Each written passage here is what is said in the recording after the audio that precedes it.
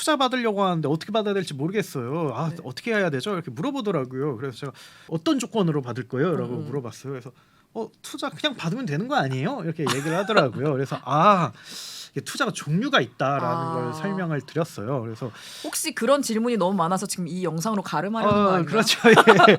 한번 찍어놓고 이제 링크만 보내면 그래서 이게 되니까. 초보를 위한 거고요. 이게 고품격 테크 방송. 아웃스탠딩 쇼 안녕하세요. 아스쇼의 최용식. 정지혜입니다. 예, 사실 저희가 아웃스탠딩이 예전에 여러 차례 걸쳐서 유튜브 방송을 네. 했었잖아요. 예. 근데 뭐 아픈 이야기. 큰 성과를 거두지 못해서 그렇게 네. 오래 하진 못했는데 네. 이번에 새롭게 3프로 TV와 한 식구가 되면서 새롭게 진행을 하기로 했고요. 그래서 제가 개인적으로 든 생각이 이렇게 3프로 TV처럼 최대 경제 채널과 함께 하는데 유튜브를 하지 않는 건 바보다라는 마음으로 바보죠. 저희 팀장인 지혜님을 꼬셔서 같이 하기로 했고요.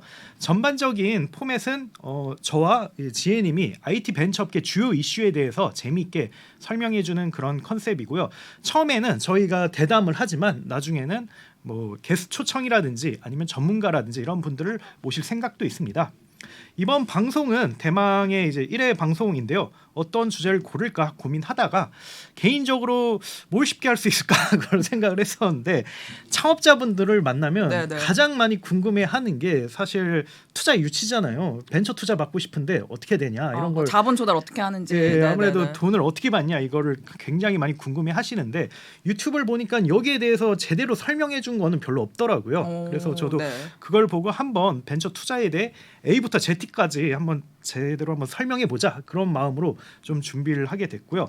크게 2회에 걸쳐서 이거는 진행을 할 예정인데 첫 회는 기본 정말 개념에 대해서 설명할 예정이고 2회는 FAQ 가장 많이 물어보는 질문에 대한 답변 이걸 통해서 제가 얘기를 할 예정입니다. 근데 미리 말씀을 드리고 싶은 거는 철저하게 이것은 초보자용 정말 입문용 정말 기본 개념이기 때문에 베이비용. 예, 네. 혹시 더 깊은 콘텐츠를 원하신다면 다른 유튜브 채널을 봐주시길 바라며 근데 그럼 이거 다른 유튜브 채널 있어요? 더 깊은 정보 없죠. 그러니까 이걸 열심히 봐주시면 예. 굉장히 많은 걸 알 수 있다라고 생각을 합니다. 그러면 대담을 이어가겠습니다.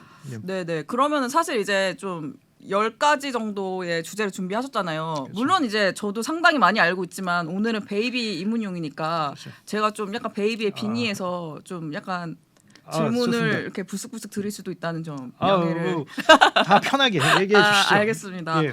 그럼 일단 시작을 해볼게요. 일단 우리가 첫 번째로 이야기를 나눌 주제는 아무래도 벤처 투자란 무엇인가부터 정의를 하고 넘어가야지 이제 좀 첫 번째 입문용의 영상으로 적당한 것 같은데 벤처 투자가 뭐죠, 용식님? 뭐 말 그대로 벤처기업에 투자하는 거죠. 네. 그런데 벤처기업의 정의를 명확히 알아야 그 네. 개념을 알게 되겠죠. 근데 벤처기업은 일반 기업하고는 다르죠. 일반 기업은 차근차근 비즈니스를 해서 이익을 내고 하나둘씩 성과를 쌓아가는 거라면 벤처기업은 그것보다는 정말 빠르게 시장을 먹겠다. 혹은 매출을 정말 한 두세 배씩 네. 최소 아니면 뭐 빠르게는 연간 10배씩 올리겠다. 이런 굉장히 야망 있는 그런 성장 전략을 가진 회사를 뜻하고요. 좀 더 이거를 한마디로 정의를 하자면 혁신 기술 기반의 고성장 기업이다. 우리는 혁신 기술이 있고 굉장히 다른 성장 방법론을 가지고 있고 이걸 통해서 빠르게 성장을 한다라는 게 벤처 기업이 아닐까 그렇게 생각을 합니다. 그러면 차근차근 크는 기업인데 아직 규모가 작으면 그거는 소기업, 중소기업 이런 거고 혁신 기업을 기반으로 엄청 빠르게 이렇게 성장을 하면 그게 벤처 기업이다. 그렇죠. 이 말씀이신 거죠? 일반 기업, 기성기업이라고 봐야 될 것 같고요. 그 팀장님이 이야기한 거는 그런데 스타트업이라고 하는 건 기본적으로 빨리 성장을 해야 된다. 비정상적이다. 여기에 돈을 넣는 게 벤처 투자라고 볼 수가 있습니다. 좋습니다. 한마디로 이제 초기 기업이 빨리 크려면은 아무래도 좀 비용이 많이 드는데 거기 그 적자를 메워주는 게 벤처 투자가 될 수가 그렇죠. 있겠네요. 기본적으로 굉장히 리스크가 높은 그런 투자 활동이고요. 대신에 잘 됐을 때는 그 기업이 굉장히 빠르게 성장을 하기 때문에 뭐 예를 들면 카카오라든지 쿠팡이라든지 이런 기업들은 10년 만에 대기업 반열에 올라섰잖아요. 이거는 우리나라의 역사에서 찾아보기 힘든 것인데 그렇기 때문에 투자자들은 엄청난 그런 차익을 얻을 수가 있었죠. 그게 바로 벤처 투자의 정석이다라고 볼 수가 있습니다. 좋습니다. 그러면 두 번째 주제로 넘어가면 벤처 투자는 누가 하나요? 벤처 투자는 크게 두 집단이 있어요. 네, 두 집단 어디죠? 첫 번째는 벤처 캐피탈입니다. 네. 벤처 캐피탈은 이것도 법적으로는 두 개로 또 나뉘어요. 아 머리 아프네요. 네. 아 네. 첫 번째는 일단, 네. 창투사, 네. 두 번째는 신기사인데 네, 창투사가 뭐고 신기사 줄임말을 쓰셔. 네. 입문용인데. 창투사는 창업투자 회사를 네. 이야기하고 신기사는 신기술 금융회사를 네, 의미하는데 사실 똑같아요. 벤처 네. 기업에 투자를 하는 건데 다만 창투사는 좀 요건이 낮아요. 대신에 주식 발행만 투자를 할 수가 있어요. 증권 발행, 주식 발행. 네네. 그런데 신기사는 여기에 추가로 여신까지 할 수가 있는데 오. 대신에 좀 요건이 높다라고 네. 볼 수가 있어요. 그래서 첫 번째 집단은 벤처 캐피탈이고 이들이 대부분의 그런 포션을 차지한다라고 볼 수가 있고 네. 이 주체는 신기사와 창투사로 나뉜다라고 볼 수가 있고요. 네. 두 번째 집단은 그냥 기타라고 그냥 통칭을 할게요. 왜냐하면 비중이 아무래도 낮으니까 그런 거죠. 예, 네. 원래 이제 오케이. 벤처 캐피탈은 네.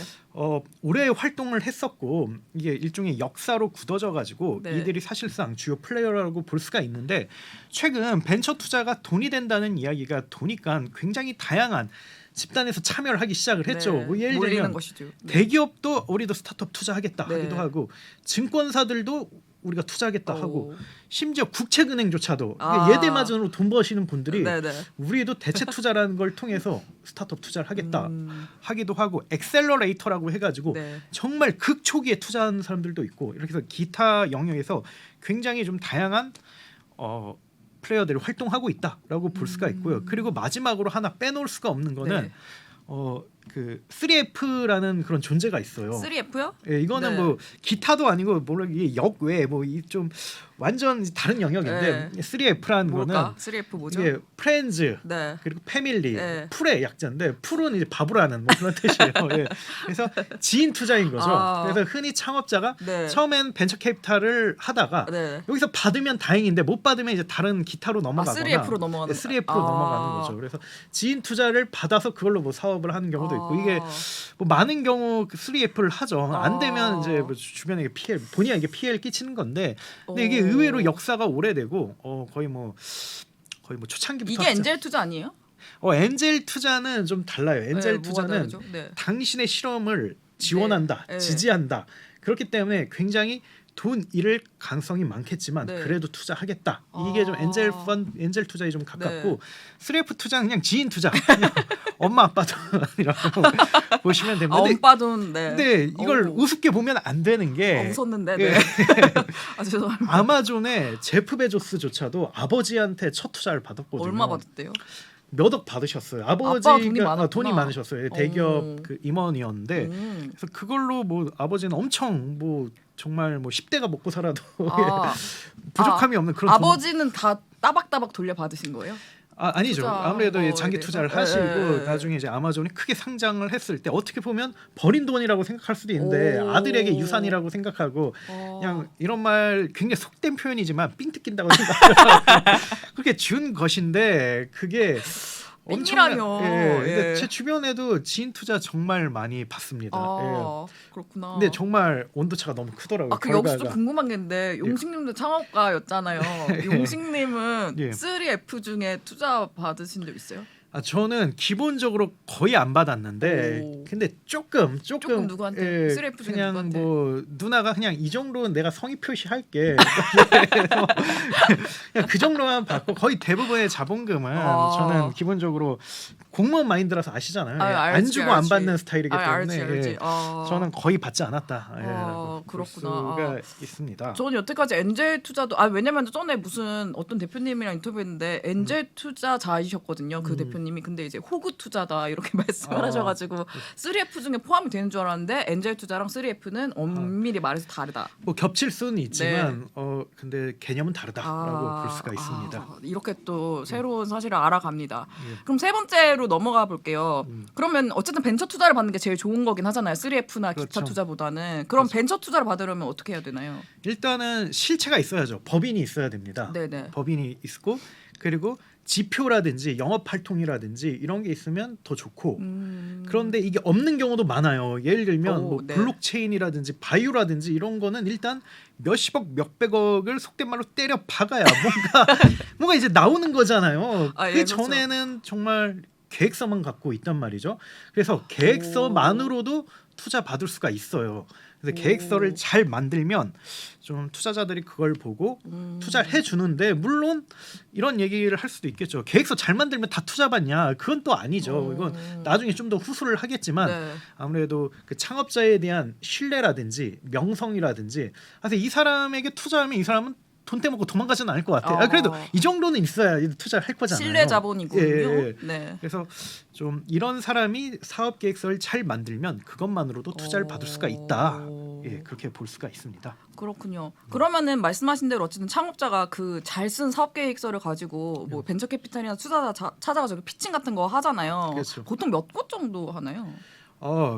대중 없나요? 어떤 피칭은 거요? 네.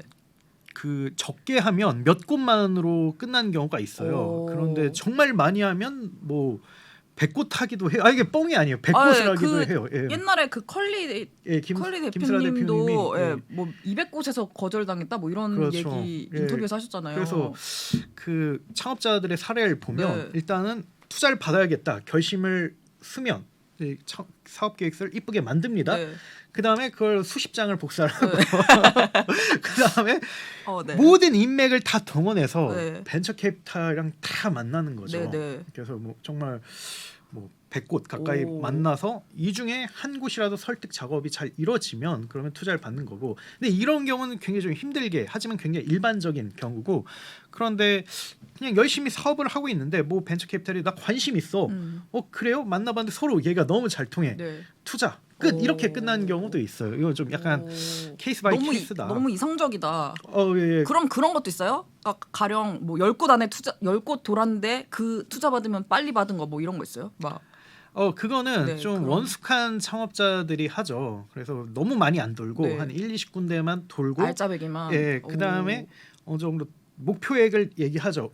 우리는 이번에 50억만 받을 것입니다. 그리고 최대 얼마까지 한 투자사당 받겠습니다. 오. 마감이 얼마 남지 않았어요. 아 빨리 들어오라고. 빨리 들어오십시오. 아. 라고 하면 그게 만약에 뭐 얼처 없는 데가 그런 얘기하면 다들 비웃겠죠. 네. 그런데 정말 괜찮은 회사고 그렇게 얘기를 하면 앞다퉈 그러면 하는 거죠. 그럼 살짝 거짓말 할 수도 있지 않나? 어떻게요? 그러니까 마감 임박까지는 솔직히 아닌데. 뭐 그럴 수도 있는데 뭐 근데 큰 거짓말은 안 하죠. 아, 예. 왜냐하면 벤처 캐피탈도 나름의 네트워크가 있기 아, 때문에 네. 그들 사이에서도 정보가 돈단 말이죠. 제 생각에 그쪽으로만 가서 예. 네. 그리고 오. 이런 얘기도 있어요. 올 예스 아니면 올 노 이런 얘기가 그게 뭐예요? 있거든요. 왜냐하면 투자 받을 만한 곳은 다 투자하고 싶은 거고 오. 투자 못 받을 만한 것은 다 투자하기 싫은 거예요. 그렇기 때문에 이게 뭐랄까 굉장히 그것도 그 부익부 차이가 빈익빈이네. 크다. 예, 차이가 몰리는 크다. 데는 다 몰리고 예, 예. 안 되는 데는 다 안 되고. 예, 그렇게 그렇구나. 볼 수가 있습니다. 근데 투자사가 진짜 많나 보네요. 몇백 곳까지 돌 정도로 투자사가 엄청 많나 보네. 우리나라에 등록된 벤처 캐피탈이 한 350개 정도 진짜 돼요. 많네요. 예, 그런데 오. 물론 절반은 활동을 안 해요. 예. 아니면 뭐 라이센스를 반납하려고 하거나 그리고 그래도 100곳 이상은 되게 활발하게 활동을 하고 있기 때문에 이들에게 많이 찾아가죠. 그렇군요. 예. 좋습니다. 이렇게 약간 방송도 하면서 공부도 해서 저는 개이드. 뭐 좋다. 도움 됐다니 다행이고요. 예. 네, 네 번째는요. 벤처 투자를 받으려면 어떤 요소가 중요할까? 연결이 되는 얘기인 것 같은데 뭐 어떻게 해야지 좀 벤처 투자 잘 받을 수 있죠? 앞서 얘기한 것처럼 급성장을 해야죠. 얘네들이 쉽게 말해서 지표가 좋아요. 싹수가 어떠냐 이런 네, 거 네. 좋은데 그러면 싹수를 어떻게 디테일하게 볼 수가 있냐 이에 대한 질문이 있을 수 있잖아요. 크게 두 가지를 봐요. 첫 번째는 해당 시장이 과연 존재하느냐 그리고 굉장히 크냐라는 걸 보고 두 번째는 이 팀이 그 시장을 리딩할 수가 있냐 이 두 개를 굉장히 이제 많이 봅니다. 뭐 예를 들면 모바일이 나왔을 때 이게 굉장히 큰 비즈니스죠. 네. 스마트폰이 나왔을 때 어떻게 보면 사람마다 그때 좀 다르죠. 피처폰이 계속 득세할 것 같다라고 생각을 할 수도 있고 아니면 모바일이 정말 휴대폰 시장을 석권하겠다라고 생각을 할 수도 있죠. 근데 만약에 후자의 생각을 가진 사람은 거기서 활동할 플레이어들에게 베팅을 하는 거죠. 모바일 그 스마트폰 기반에서 활동할 기업들을 베팅을 하는 거고 물론 모든 기업에게 베팅하지 않습니다. 가장 잘할 플레이어를 뽑아서 그 팀에게 베팅을 하는 거죠. 이 두 개가 가장 중요하다고 볼 수가 있고요. 이와 별개로 실행력도 굉장히 중요한 것 같아요. 창업팀의 실행력이죠. 예, 네네. 그 팀이 오. 과연 정말로 쭉쭉쭉쭉 비즈니스를 잘 할 수 있느냐가 중요한데, 근데 앞서 얘기한 것처럼 창업자의 맨파워라든지 레퍼런스라든지 신뢰가 굉장히 중요하거든요. 그래서 이거를 많이 보는데 이걸 어떻게 판정을 할 수 있냐, 이거 측정할 수 있냐, 이거에 대해서 많이 네. 궁금해하실 수 있을 거라고 생각을 해요. 근데 보통 과거 기록을 봐요. 사람은 변하지가 않기 때문에 과거에 엄청난 성과를 낸 사람은 네. 그 다들 투자를 하고 싶어하죠. 왜냐면 또 할 수 있으니까. 이를테면 연쇄 창업가 같은 분들. 그런 사람들은 정말 거의 오. 1순위죠. 과거에 한 100억짜리 기업 만들어서 100억 엑시트 해봤다라고 하면 최소한 몇십억 원 다 주는 거죠. 너도 나도 몰리. 근데 유니콘까지 만들어봤다. 이 사람은 그냥 시작하자마자 몇백억 깔고 시작하는 거죠. 이게 아니더라도 대기업이라든지 중견기업 아니면 일반 기업에서 정말 모두가 알만한 그런 프로젝트를 만들어봤다. 뭐 예를 들면 굉장히 유명한 웹툰을 기획한 PM이다라는 게 어느 정도 공신력이 있잖아요. 그러면 이 사람이 스튜디오를 만들었을 때 또 비슷한 그런 대박을 칠 수가 있다라고 보기 때문에 그런 거를 굉장히 눈여겨 보는 거죠. 그래서 좀 벤처 투자를 받으려면 올곧게 살아야 됩니다. 그리고 틀렸네. 예, 전 틀렸네요. 그리고 열심히 이제 성과를 많이 쌓으면, 그리고 그걸 어느 정도 인정받으면 벤처 투자가 굉장히 스무스하게 이루어진다. 근데 다 그럴 수는 없잖아요.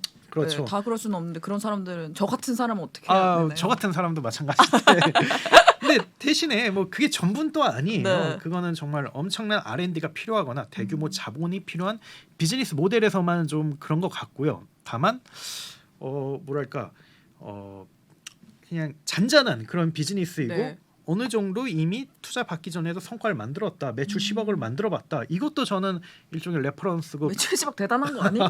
예. 매출 10억이 잔잔한 예. 거예요?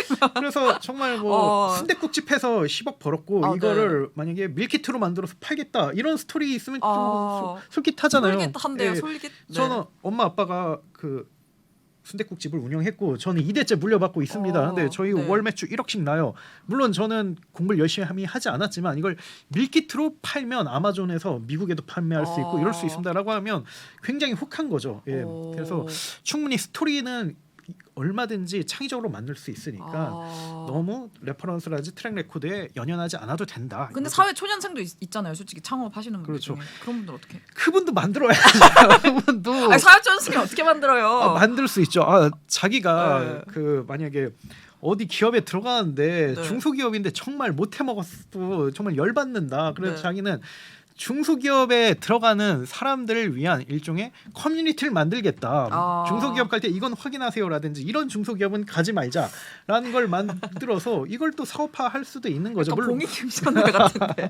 아니, 제가 이번 거는 그렇게 뭐 예시가 좋은 것 같지는 않은데 어쨌든 자기가 가진 상황과 그리고 라이프 맞춰서. 그 타임을 봤을 때 유의미한 일들이 있단 말이죠. 이거를 잘 캐치를 해서 사회의 페인 포인트를 만든 다음에 그거를 어떻게 나는 페인 포인트를 해결할 수 있을지 것인지. 이거를 잘 설득할 수 있다면 충분히 가능하다. 물론 뭐 말장난 같은 건 안 되겠죠. 뭐 그래도 불가능한 건 없다.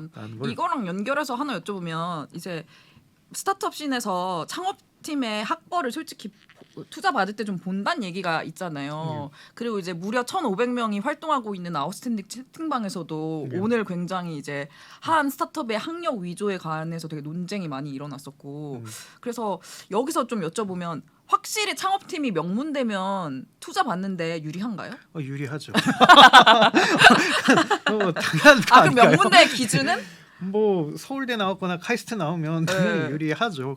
뭐 본인이 투자하실 거라도 그렇잖아요. 그렇긴 한데 얼마나 몇 배나 더 유리한가요? 이게 수치로 할 수 있나? 좀 질문이 근데 좀 저는 바보 같긴 한데. 절대적인 건 아니라고 생각을 해요. 그래서 당연히 유리하다. 왜냐면 공부 잘했으니까 사회생활도 잘할 거고 비즈니스도 잘할 가능성이 높다. 절대적인 건 아니지만 가능성이 있다. 특히 R&D라든지 기술 기반 혹은 정말 지적 능력이 필요한 거는 더 잘할 수가 있다라고 보는데 네트워킹도 좋을 거고. 근데 그렇다고 해서 그에 위축될 필요는 없는 게 우리나라에서 가장 성공한 스타트업인 배달의 민족이라든지 야놀자를 보면 그렇죠.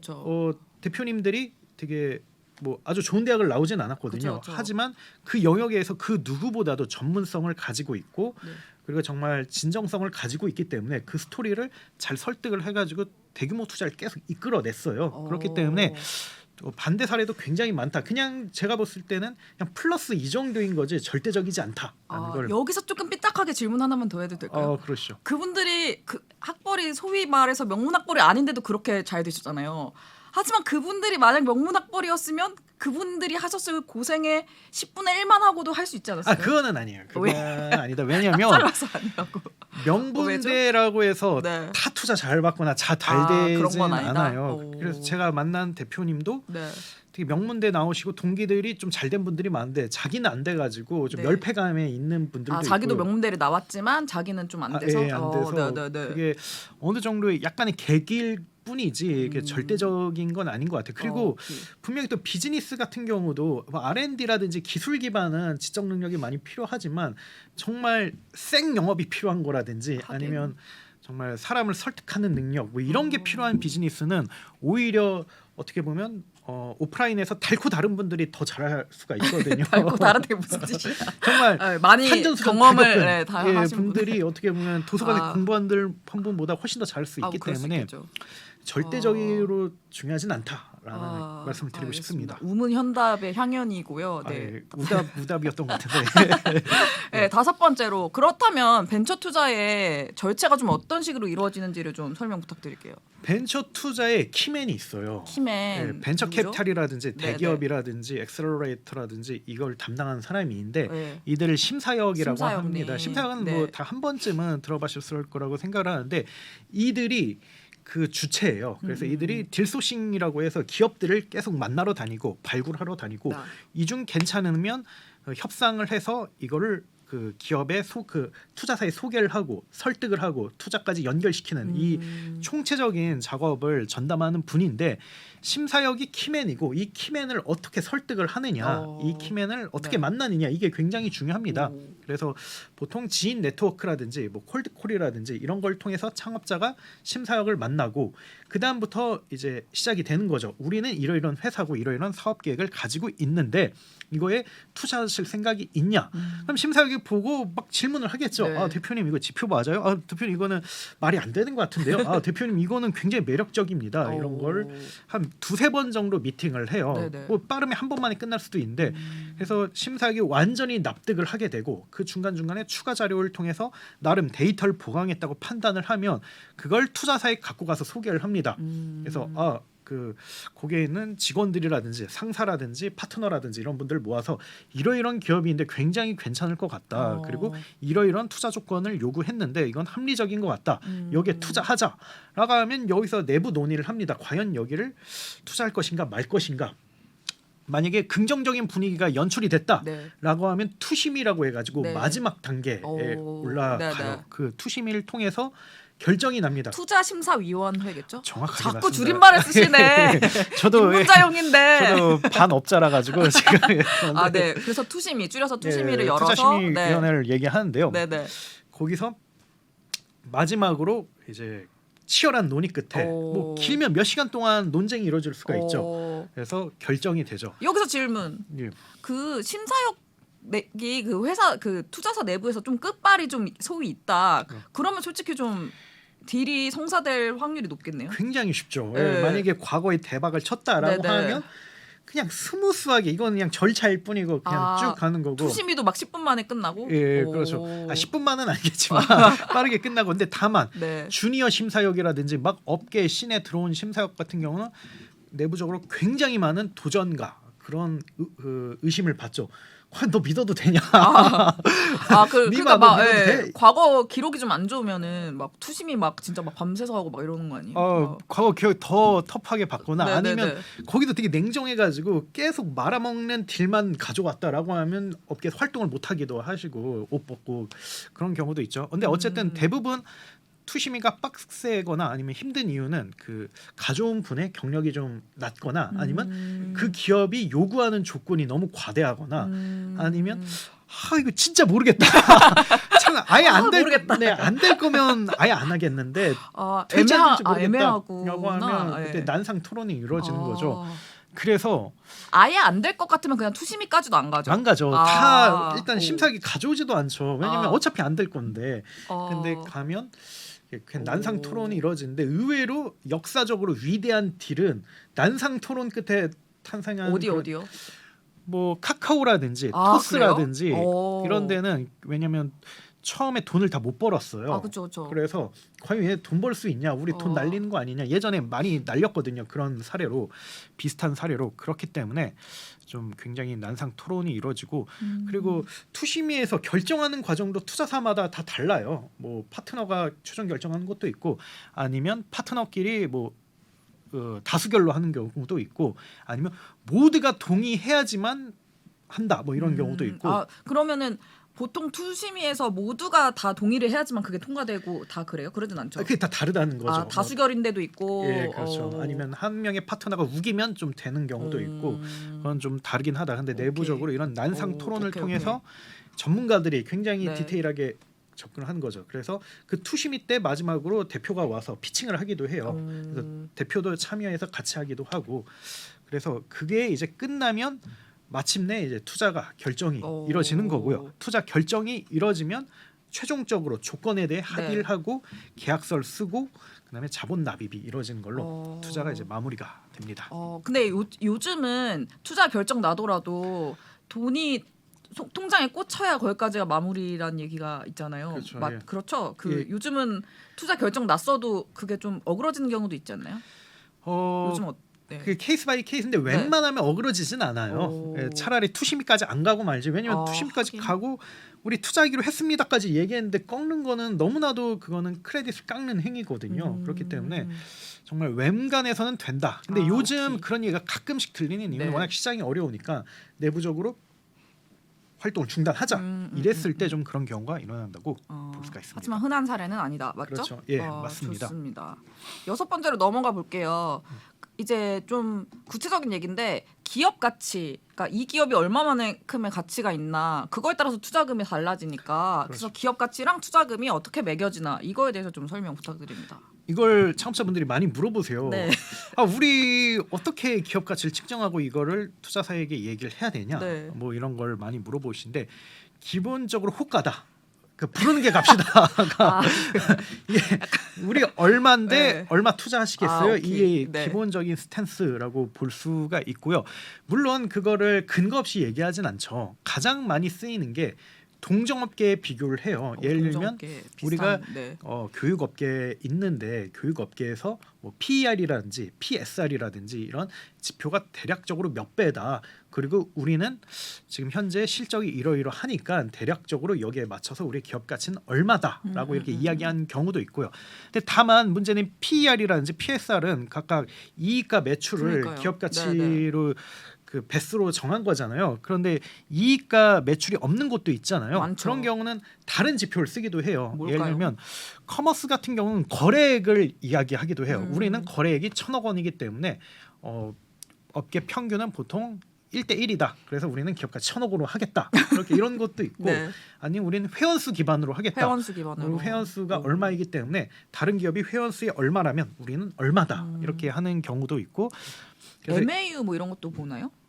MAU도 한달 보는데 방문수. 근데 이게 네. MAU로도 어느 정도 참조 근거로 삼기도 하죠. 예, 그래서 이 두 가지를 좀 많이 보고 이것이 없으면 좀 관례를 찾기도 해요. 뭐 예를 들면 시리즈 A 단계선 보통 기업 가치가 얼마에서 얼마니까 우리도 시리즈 A 단계니까 대략 얼마 정도로 맞추겠다. 뭐 이렇게 이야기를 하기도 하고 아니면 투자사 측에서는 정말 아주 초창기 기업들을 그냥 얼마로 퉁치는 경우도 있어요.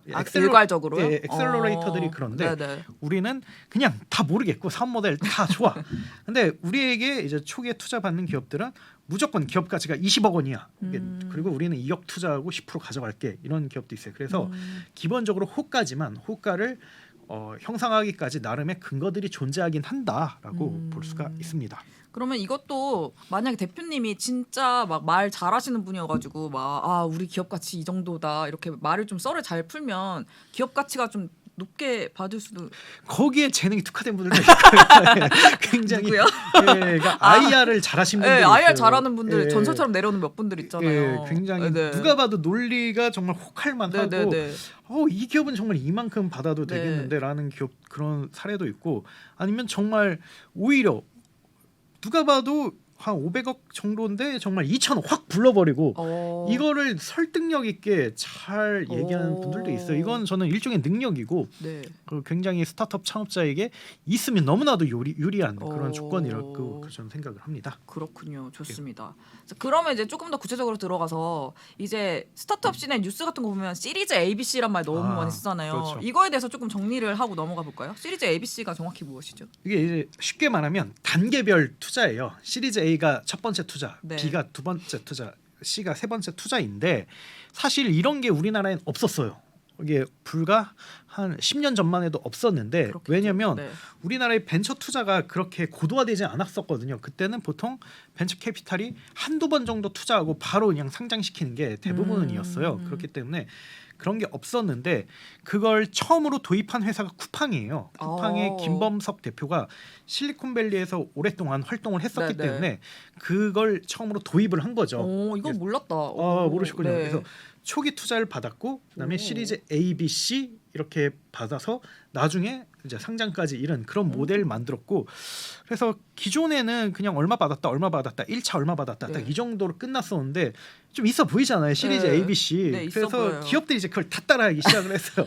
시리즈 A, B, C 이렇게 다 따라하기. 그래서 이게 어느 정도 일반화됐다라고 볼 수가 있죠. 그럼 요즘은 사실 A 전에도 C드가 있잖아요. 그렇죠. 근데 요즘은 또 희한하게 또 A랑 B 사이 브릿지가 있고 그렇죠. 브릿지가 막 2개도 있고 3개도 있고 막 그렇죠. 브릿지가 너무 많던데 요즘 그거 왜 그런 거예요? 그게 그 실제 IR은 상당히 불규칙하게 나타나는데 네. 그걸 껴 맞춰야 되니까 그런 거예요. 예를 들면 전에 50억 받았으면 다음에 200억 정도는 받아야 되잖아요. 그쵸, 근데 아무래도. 열심히 IR 했는데 70억밖에 안 모였어라고 네. 하면 이건 단계야. 브릿지야라는 걸 이렇게 얘기하는 이거 거죠. 다음 단계 아니야 예. 브릿지야 이렇게. 그리고 50억을 하려고 했는데 뭐 시리즈 A 단계에서 20억밖에 못 모았다라고 하면 이거 풀이라고 붙이죠.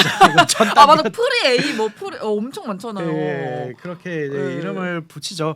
그래서 단계별로 어느 정도 스탠다드도 좀 정해진 것 같아요. 네. 뭐 예를 들면 시리즈 A 단계는 네. 기업 가치가 50에서 200억 정도, 네, 네. 시리즈 B 단계는 200억에서 한 2천억 정도, 오. 시리즈 C 단계는 1,000에서 5천억 정도. 그 다음에 이제 그다음부터 이제 붙이는 게 값이죠. D 뭐 그럼 이게 Z까지도 가나요? 그렇게까지는 안 가요. 그렇게 하지 않고 보통 G나 H에서 그래도 많이 가네. G나 H면. 한 10단계에서 끝나지 20단계까지 가는 거는 페이스북도 그렇게 안 갔어요.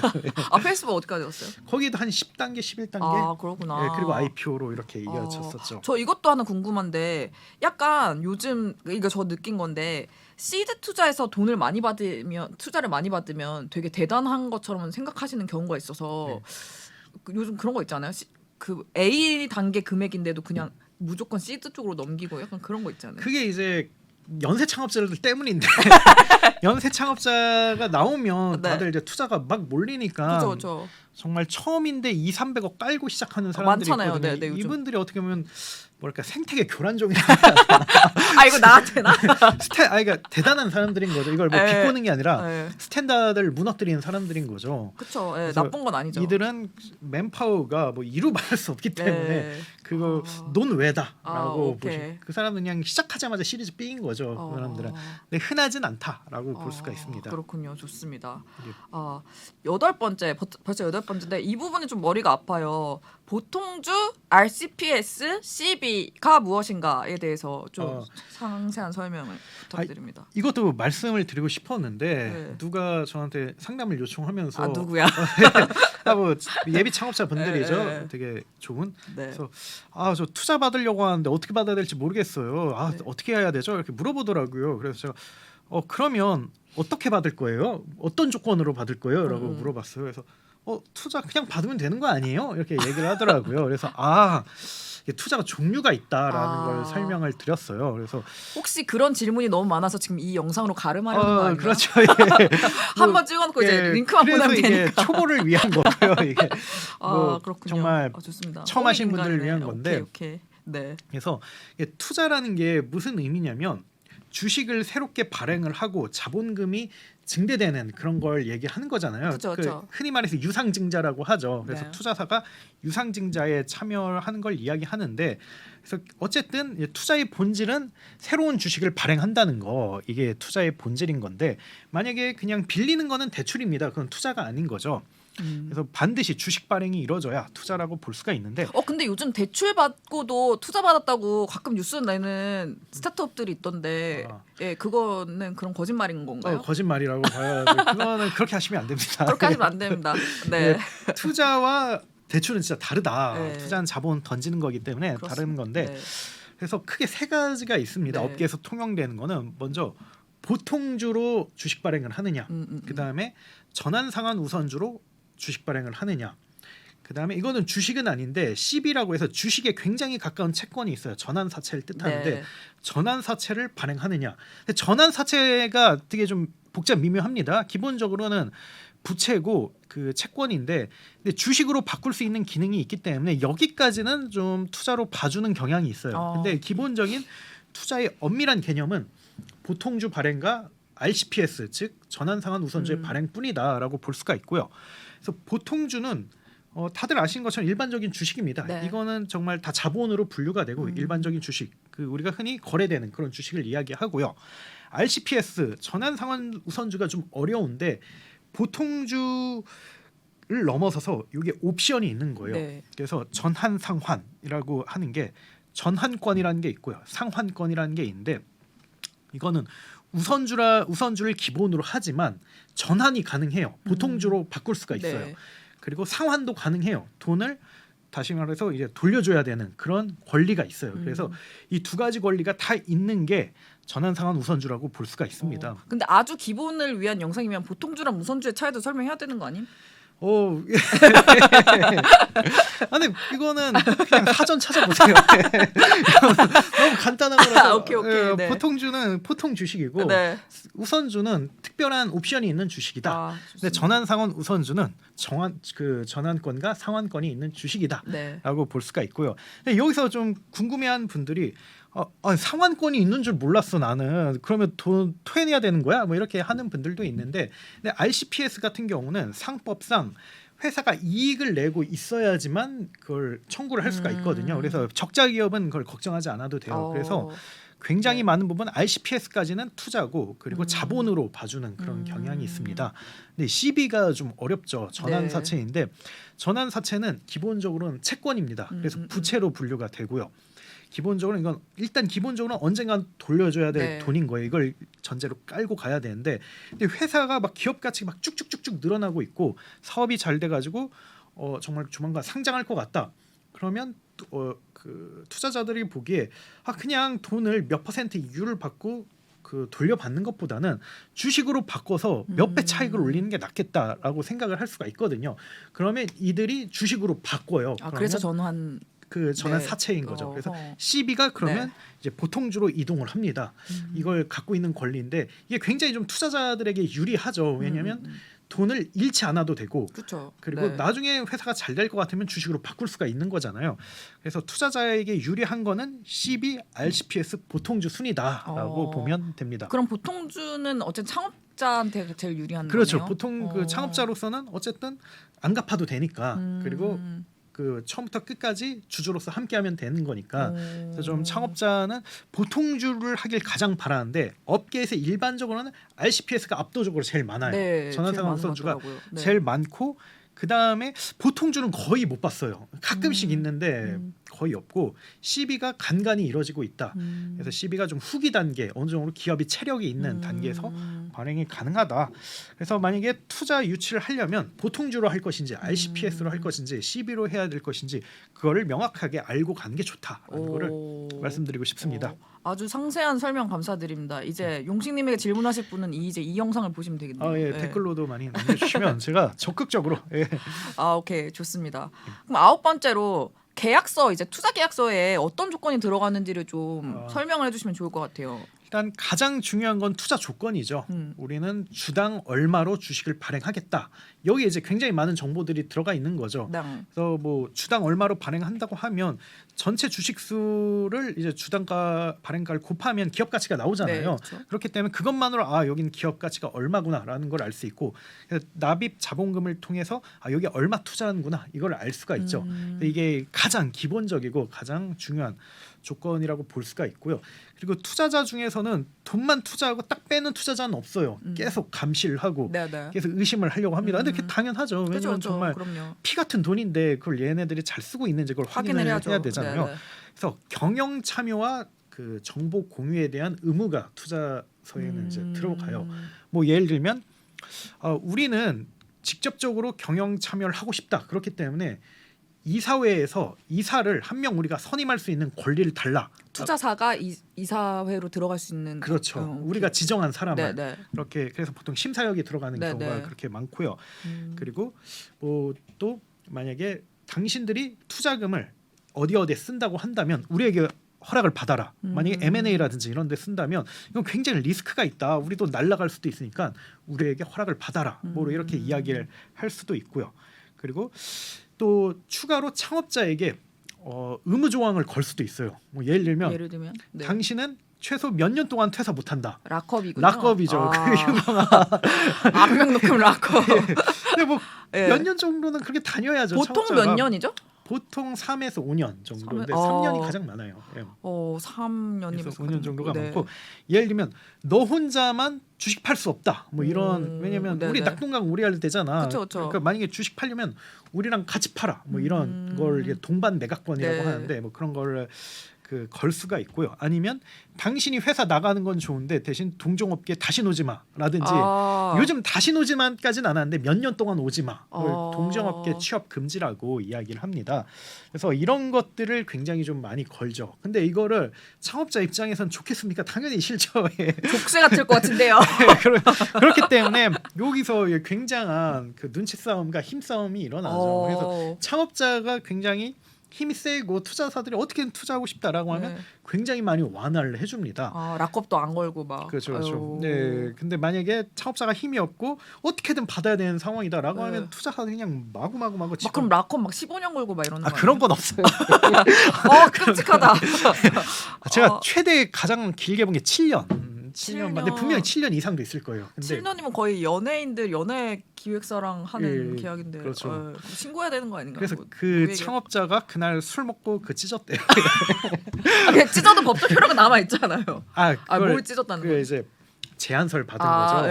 7년 하면 투자해줄게라는 제안서를 받고 굉장히 많이 고민하고 그냥 술 먹고 바로 찢었다고 합니다. 그럼 투자는 안 받으신 거네요? 안 받으신 거죠. 예. 잘하셨다. 그래서 굉장히 많은 조건들이. 용식님라면 어떻게 하시겠어요? 진짜 투자를 받아야 돼. 근데 락업이 7년이야. 어떻게 하실래요? 저는 7년 너무 길다. 저는 사실 뭐 창업자 반 지금 뭐 직장인 반 하고 있는데 아웃스탠딩을 처음 할 때는 10년을 하겠다는 마음으로 먹었어요. 락업을요? 네, 사업을 10년을 하겠다는 마음 먹었는데 지금 생각하면 굉장히 정말 순진했다. 그럴 필요도 없었다라고 해서. 그래서 거의 지금 10년 가까이 가고 있지 않나요? 그렇죠. 예, 지금 몇 년 됐죠? 열심히 하고 있는 7년 넘게 하고 있는데 저는 처음엔 다 우호적으로 시작하는데 나이가 되면 이게 회피하고 싶은 게 인지 상정이다. 조금만 아니라 모두가 다 그럴 거다. 그러면 용식님 생각하시기에 적절한 락업 기간은 몇 년인 것 같아요? 전 최소 3년은 맞는 것 같습니다. 3년은 맞는 그거는 것 같다? 예의죠. 예의라고 생각을 합니다. 예. 좋습니다. 재밌네요. 근데 의무 조항 중에 가장 가혹한 의무 조항은 그러면 락업 기간 막 7년인 건가? 막 다른 아니요. 또 뭐 있어요? 가장 가혹한 건 연대 보증이에요. 그걸 요즘도 연대 보증이 있어요? 조금 있어요. 아직 거의 없어지긴 했는데 아직 좀 남아 있죠. 연대 보증은 다들 아시다시피 투자금을 날려먹으면 창업자가 대신 물어줘. 뭐 이런 너무나도 생각만 해도 끔찍한 그런 건데.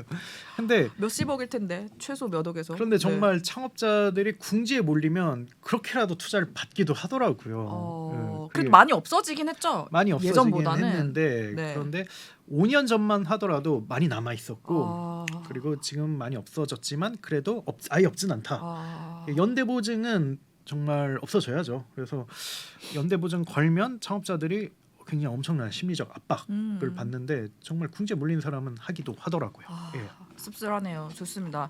이제 드디어 마지막 질문이에요. 투자금을 이제 언제 어떻게 돌려줘야 되나 이거에 대해서 조금 여쭤보도록 하겠습니다. 그래서 흔히 투자를 받으면 엄청난 액수가 일시불로 예. 통장에 팍 찍히거든요. 그치 0이 몇 개야.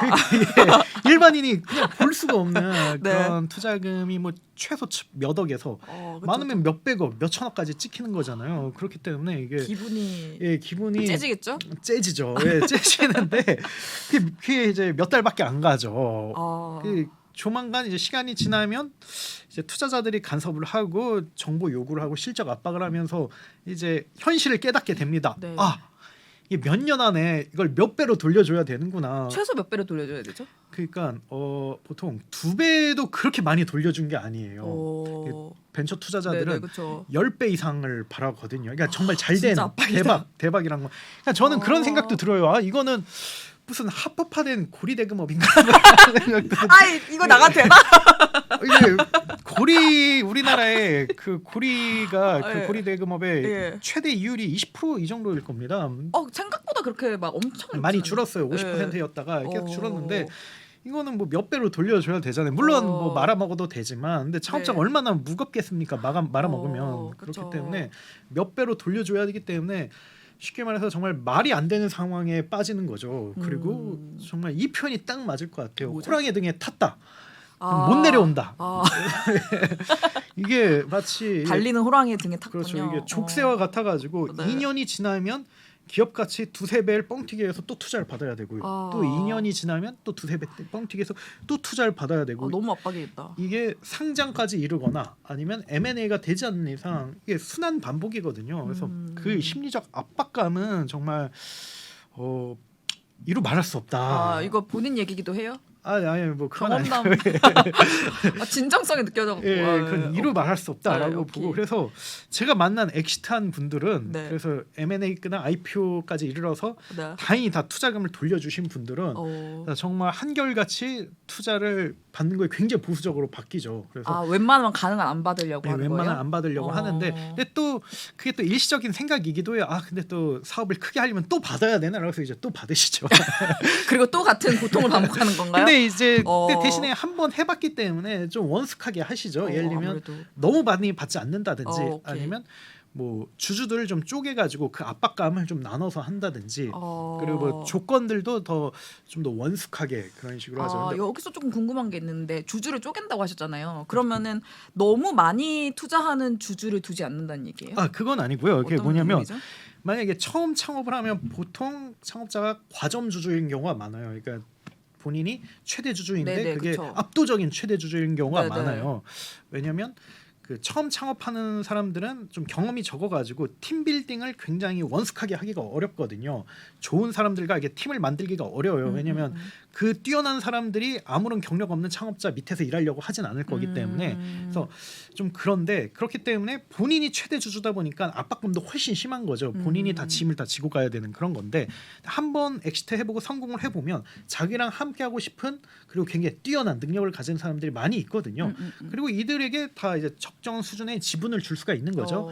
그렇기 때문에 어느 정도 좀 부담이 좀 덜한 거죠. 왜냐하면 자기만 그런 압박을 받아도 되는 건 아니니까 다 같이 받으면 되는 거니까.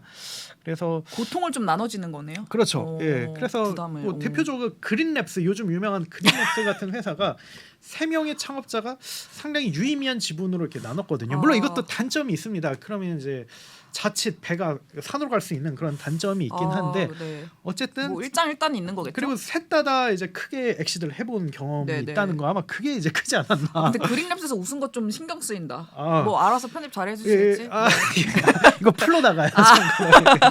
그래요? 네. 죄송합니다. 네. 그래서 어쨌든 투자금이라는 게 이게 받아서 끝이 아니고 받으면 그때부터 호랑이를 탔고 이걸 몇 배로 돌려줘야 한다.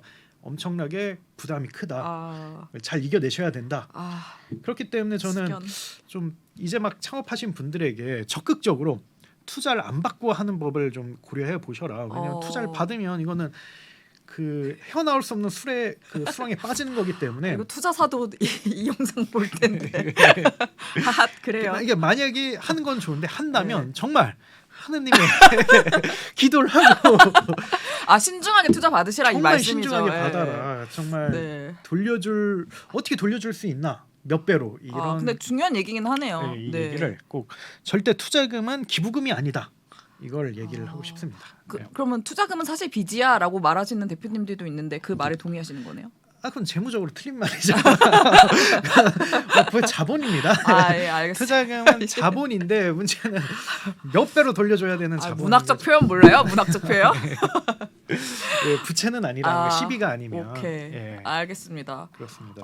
아니 오늘 용식님이 정말 일목요연하게 정리를 잘 해주셨어요. 그렇군요. 그래서 이제 보시는 분들이 까먹으셨을까봐 주제 한번 10개를 정리를 해보면 첫 번째 벤처 투자란 무엇인가, 두 번째 벤처 투자는 누가 하나, 세 번째 벤처 투자 받으려면 어떻게 해야 되나, 네 번째 벤처 투자 받으려면 어떤 요소가 중요한가, 다섯 번째 벤처 투자는 어떤 절차로 이루어지나, 여섯 번째 기업 가치랑 투자금은 어떻게 매겨지는가, 그다음에 일곱 번째가 시리즈 ABC가 무엇인지, 그리고 여덟 번째로 살펴본 게 보통주랑 RCPS랑 그리고 CB가 무엇인지 봤고요. 그다음에 계약서에 어떤 조건이 들어가는지를 아홉 번째로 봤고, 마지막으로 방금 투자금은 언제 어떻게 돌려줘야 하나를 얘기하면서 투자는 신중하게 받아야 된다고 이제 용식님이 말씀을 마무리를 해주셨습니다. 일단 너무 저에겐 유익한 시간이었고요. 예. 제가 아까 웃은 거는 울 수 없어서 웃은 거니까 너무 안 좋게 보지 말아주시고요. 일단 다음 편에는 우리 무슨 얘기를 나눌 예정이죠, 용식님?